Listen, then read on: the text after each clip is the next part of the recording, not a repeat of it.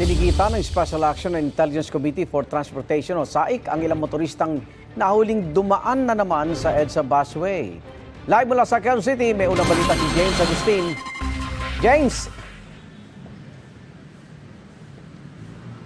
Good morning. Siyam na motorcycle riders at isang ambulance driver yung natikitan sa operasyon ng SAIC ngayong umaga dito po sa EDSA Santolan sa Quezon City.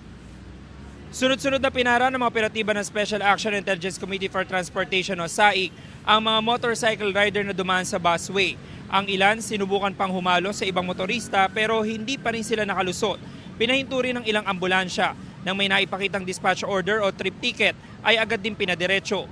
Ang isang ambulansya naman na galing Bulacan tinikitan ng driver dahil walang naipakitang dispatch order kahit na may sakay na pasyente na ooperahan daw sa mata sa isang ospital sa Pasig. Inisyuhan ng mga nahuli ng temporary operator's permit. Karamihan sa mga rider papasok sa kanilang trabaho. Umiwas lang kami sa sasakyan sir kasi malaki. Tinat din ako eh. Pag gano'n na sana ako, umiwas lang din ako sir eh. Umiwas lang ako, kaya pag gano'n ko, naano na ako sa may bus din eh. Napunta ako sa bus din eh. Hindi ko naman ho sir nagawa kagad eh. Pero meron naman kami. Meron naman kami, hindi ko na kagad nagawa eh. Kasi madaling araw kami umalis eh.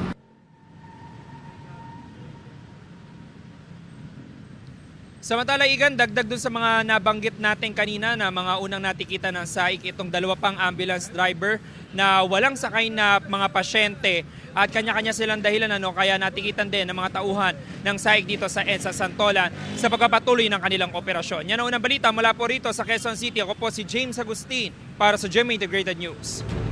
Igan, mauna ka sa mga balita, mag-subscribe na sa GMA Integrated News sa YouTube para sa iba't ibang ulat sa ating bansa.